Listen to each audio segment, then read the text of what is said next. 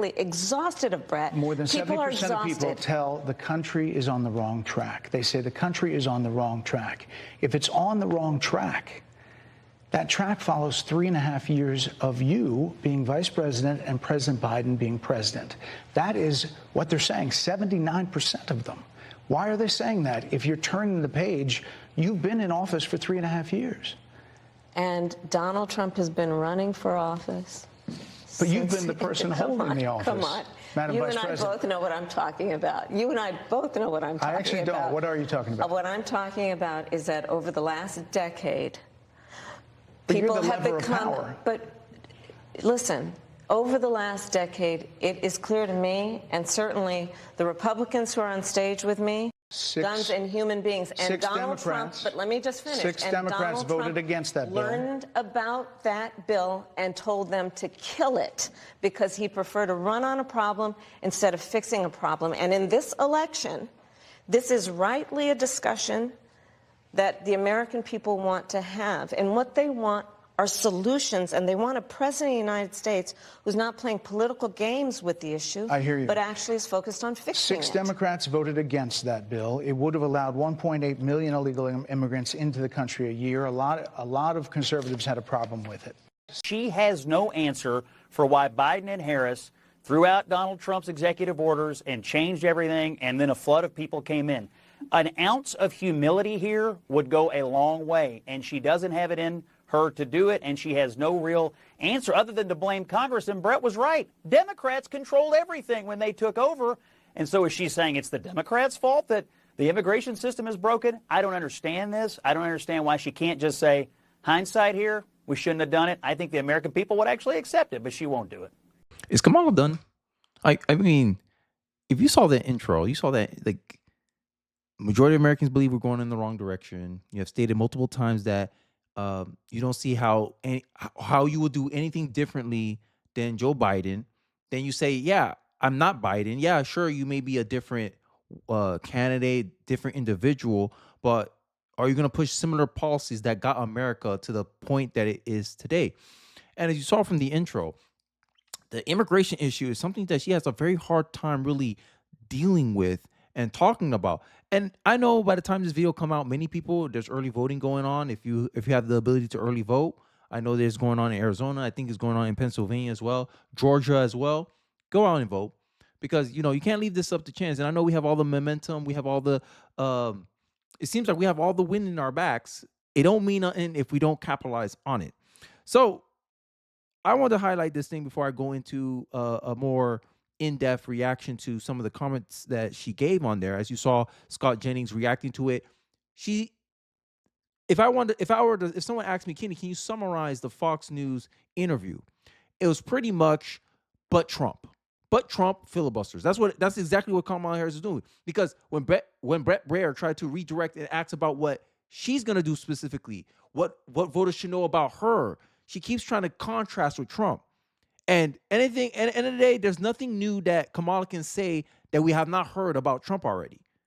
We don't know much about her. And I think Scott Jennings perfectly, succinctly articulated exactly how I believe many independent voters, such as myself, took from that interview. And even my wife, she was sitting with me in the car on our way from buying new groceries after we had to throw out all our food because of Hurricane Milton. She was like, that's it? Only 30 minutes? And I found out, I told her, yeah, that's normal for Kamala Harris, only 30 minutes. She's like, really? Only 30 minutes? And it shows you that, this stuff, I think the more Americans have, sunlight on Kamala Harris, the more obvious it becomes that, this is what happens when you pick a candidate who has not gone through the primary voting process. And the mainstream media, especially left-wing media, they're already making excuses for her. But before I go into some of the reactions from the left, I want to show you this clip of Bret Baier and his reaction of the aftermath after that interview. Let's take a look. When the kicker in football, they call a timeout right before he's going to kick the field goal. They're icing the kicker. So we were supposed to start at 5 p.m. This was the time they gave us. Originally, we were going to do 25 or 30 minutes. They came in and said, well, maybe 20. So it was already getting whittled down. And then the vice president showed up about 5:15. We were pushing the envelope to be able to turn it around for the top of the 6 o'clock. So that's how it started. And I could tell when we started talking that she was going to be tough to redirect without me trying to interrupt. I did this with President Obama. At one point, I just said, Mr. President, I know you like the filibuster. I just didn't even have the chance to sometimes redirect in those ways. I had a lot of other questions. So you saw from the intro, Bret Baier made it known, hey, look, I was trying to keep this conversation. This is Greg Foreman, Black Conservative Perspective. You should check out his YouTube channel, really good for news. No, Kamala isn't answering the effing questions, and Bret Baier isn't letting her get away with but Trump and filibusters. This Fox News interview, this is Harris Sisson, a Gen Z liberal kind of commentator. This Fox News interview, Kamala Harris is doing a masterclass in political communication. Kamala Harris is doing a masterclass in political communication. Bret Baier continues to try and pull gotcha moments, and it's not working. She's focusing on issues, not the semantics. Brilliant. And you see how the right is responding to this, black conservative here, how he responds to this, and you see exactly, it's self-evident. And I believe as an independent, many people are viewing this as, scripted. She's not saying anything like I haven't heard of before, right? It seems like whenever Bret Baier try to give a policy thing, try to pin her on something, she tries to go away. So here's a snippet. This is a 1-minute snippet. And let's see if I can see what Harry Sisson is seeing. Let's take a look. But you call Donald Trump. The significance you of that. call Donald Trump.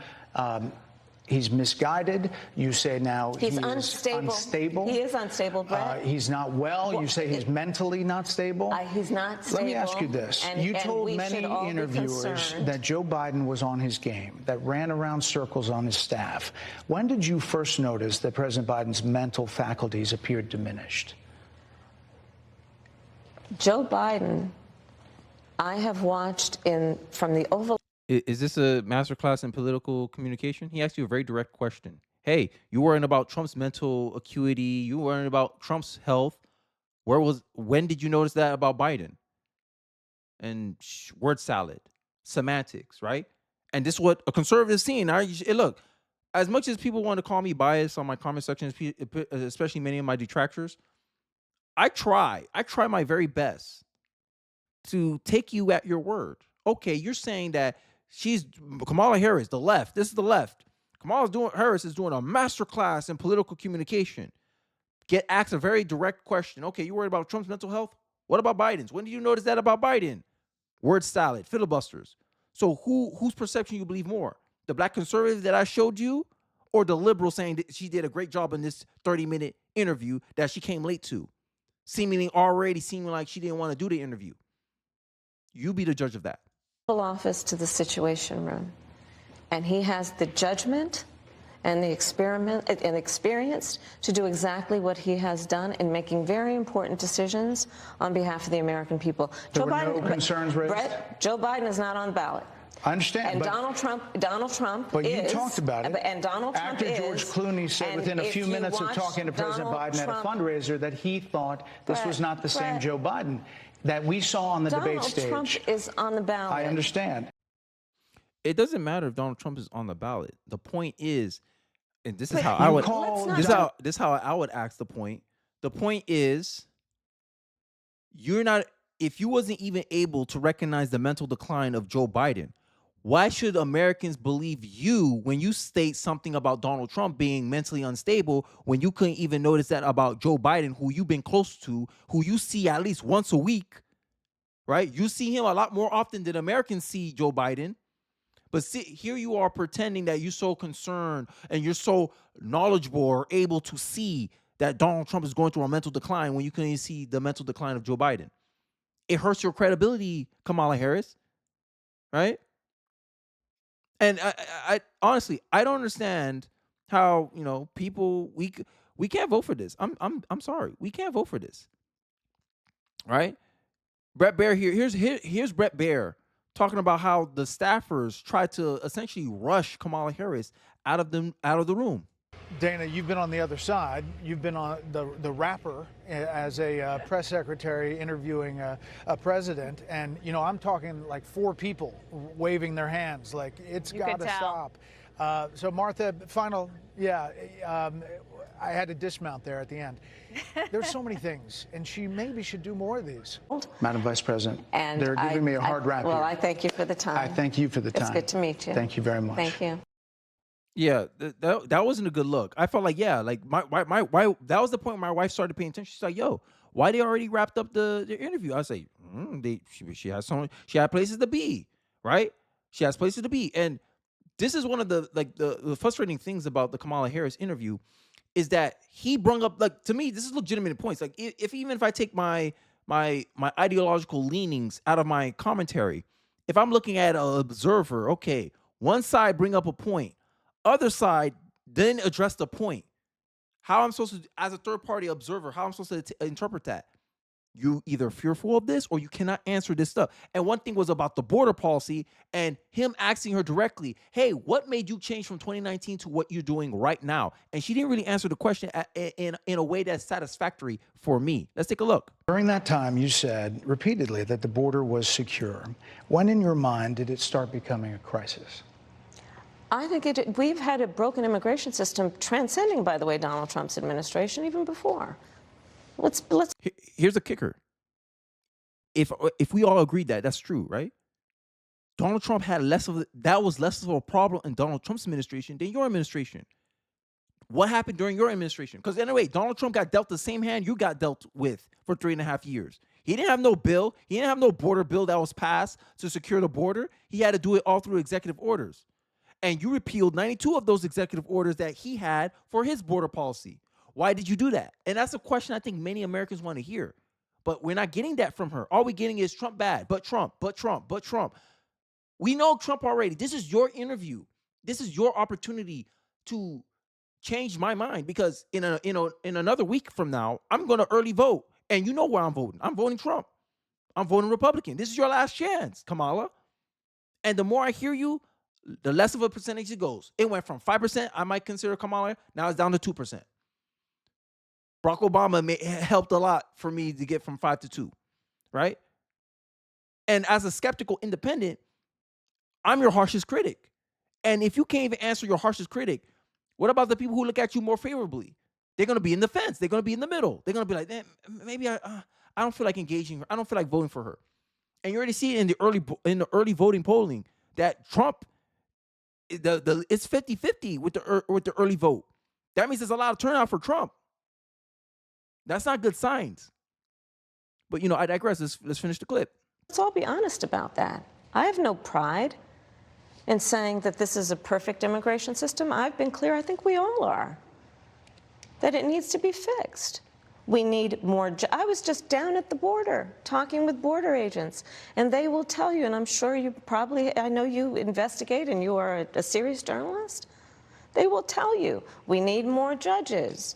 We need to process those cases faster. We need the support for those cases that should be prosecuted.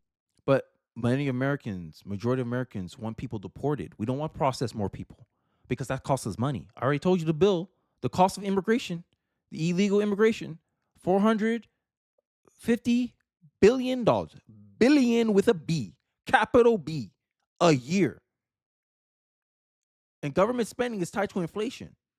So we're spending all that money just to house people who can't really maintain themselves, who will need more benefits, more training, more help. That's an added expense on the American taxpayer. And you wonder why our government systems are not good, why they always need more funding. It seems like the government wastes our money. And this is why I love the idea of Elon Musk being the government efficiency committee. Let's make the government more efficient. And one way you make the government more efficient is to remove wasted costs. And sorry, illegal immigration is part of that. We need to deport these people. I haven't heard anything about you saying deportation. This is why Americans, such as myself, trust Donald Trump more on the border than her, because Donald Trump already has a track record of doing that. You're sitting here pretending Donald Trump has never been president. Donald Trump has been president before. We can go by our actual experience. We can go by historical evidence that Donald Trump is more likely to be better on the border than you are. And given this little responsibility you had at the border being solving the root cause of immigration, you seem to not know anything. You seem not to put out a policy that's actually attractive to the American people, because the majority of Americans want mass deportation. And you're not giving that. You say, oh, we got to process them more. We got to give them more. We got to give them amnesty. We got to give them legal status. Americans don't want to hear that.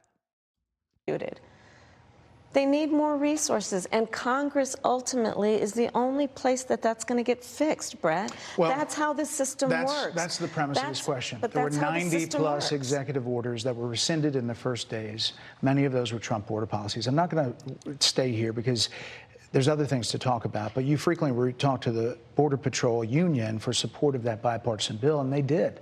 They supported it. But they also just endorsed Donald Trump and said, you've been, quote, a failure with border security. I mean, like, how you spin this, bro? Bro, whoever, if you're able to spin this, bravo. Because I don't know how you could do it in good conscience, spin this interview. This is the last clip for the clip. Like, because I don't want to stay too long, you know? I just felt like I had to get my thoughts out. This one is where she gets a little bit more, it seems like she gets frustrated, right? In these last 2 minutes, she's going to get frustrated with the questions because she's getting challenged, she's getting fact checked, and this is what happens when you only go to outlets that are favorable to you. Donald Trump, I just did a video yesterday, his Bloomberg interview. He got some pushback. You saw how he took it. It's like a walk in the park because the media, 87% of the time, the media covers Donald Trump negatively. Hell, Joe Rogan just came out and said, yo, I can't find a negative story on Kamala Harris. Because there's no such thing, because the mainstream media cover Kamala Harris 87% of the time favorably, in a positive light. So Donald Trump, who's gonna be able to handle confrontation? Who's more capable of handling hard interviews? Donald Trump. And this is what I talk about. Donald Trump's adversity is his advantage. You have literally given Donald Trump an unfair advantage because you have given him nothing but negativity, and he knows how to deal with it like a walk in the park. While Kamala Harris, you have incentivized and made her very brittle where she can't really take pushback. And to me, this was the part of the interview that really made me look unfavorably more towards Kamala Harris. Like, yo, yeah, she ain't ready. She's not ready. You know, voters tell pollsters all over the country and here in Pennsylvania that immigration is one of the key issues that they're looking at this election, and specifically the influx of illegal immigrants from more than 150 countries. How many illegal immigrants would you estimate your administration has released into the country over the last 3.5 years? Well, I'm glad you raised the issue of immigration because I agree with you. It is a topic of discussion that people want to rightly have. And you know what I'm going to talk about. Yeah, but right just a number. Do you think it's 1 million, 3 million? Bret, let's just get to the point. Okay, the point is that we have a broken immigration system. Which you had, which you made it worse, right? You could say Donald Trump, like, let's say you and Donald Trump have both a broken immigration system. Donald Trump made it less worse. You made it more worse. That's the argument. Because at the end of the day, if you give the actual number, you have 15 million compared to Donald Trump's 4 million, I think. 4 million his entire administration. Well, you have 15. Within 2 years, you had more border crossings than Donald Trump had his entire administration. Look at the results. Your border policy, at least the ones from Biden, is very bad. And also, since you came out, hey, you was asked a question directly, what would you do differently than Joe Biden? You said nothing came to mind. I would have think this would have came to mind. Hey, I would have handled the border a little bit differently than Joe Biden. No, you didn't have that answer ready. Yet, you know, you want to act like you're tough on the border, as you're going to see in this clip.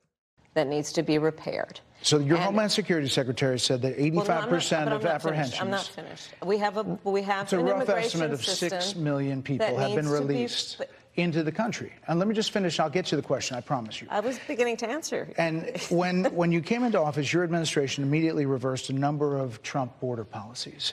Most significantly, the policy that required illegal immigrants to be detained through deportation, either in the U.S. or in Mexico. And you switched that policy. They were released from custody awaiting trial. So instead, included in those were a large number of single men, adult men, who went on to commit heinous crimes.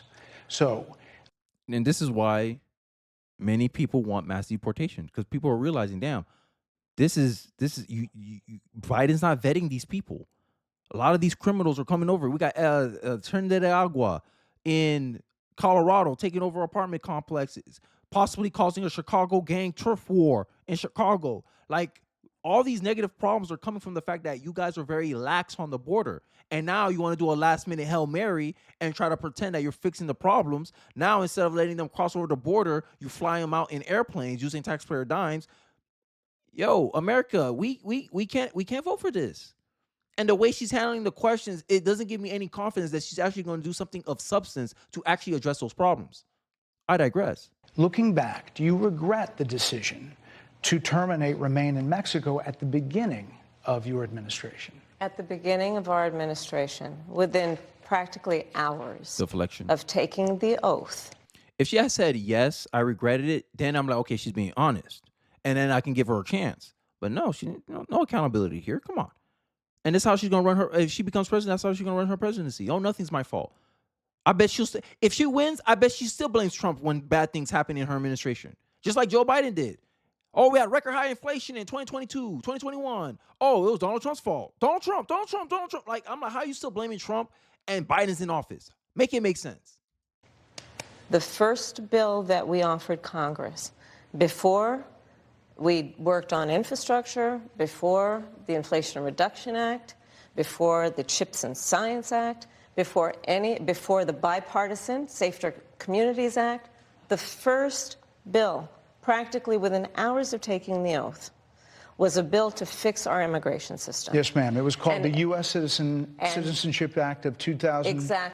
If you look at that bill is pretty much saying, hey, in 8 years, let's make all these people who cross over the border illegally, give them a path to citizenship, which is mass amnesty, which is not what Americans want.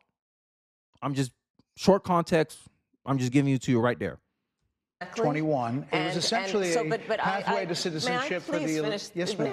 May I finish responding, please? But you have to let me finish, You please. had the White House and the House and the Senate, and they didn't bring up that bill. I'm in the middle of responding to the point you're raising. Yeah, she's here. Yeah. So, as you saw from the clip, the guy mentioned, hey, look, full context, you had both control of the House and the Senate. The bill never came up to whatever, and you're sitting here pretending that Donald Trump has something to do with it, a.k.a. blame Trump. And this is the problem. It seems like her whole platform, and I'm summarizing the interview or I'm recapping the whole interview, blame Trump. That's it. If you don't like what's going on, it's Trump's fault. Even though Trump hasn't been in office in 3.5 years, it's Trump's fault. Make it make sense. And one thing about being a leader is being accountable. Because at the end of the day, if you're not responsible for something, you don't have power over something. If it's Trump's fault, then F it. We'll put Trump in office. Because y'all won't, like, Trump can't say, oh, it's someone else's fault. The media ain't going to handle that. The media is not going to accept that. And this is the excuses that I keep seeing from Kamala Harris. Because if Kamala Harris becomes president, I don't believe she'll be held accountable for anything she does wrong in her administration. While if Donald Trump becomes president, he'll be held accountable for everything he does in his administration. And that's the difference. And that's what I want. I want my leaders to be accountable. And it looks like to me, if Kamala Harris wins, the media is going to hold her less accountable than Donald Trump. That's a negative against Kamala Harris, by the way. That's just what this is what I'm thinking. Let me hear your reaction in the comment section below. Do you agree? Disagree? Do you like my angle? Don't like my angle? I'd like to hear your thoughts in the comment section below. Don't forget to like, comment, subscribe, and I'll catch you guys on the next one. Peace.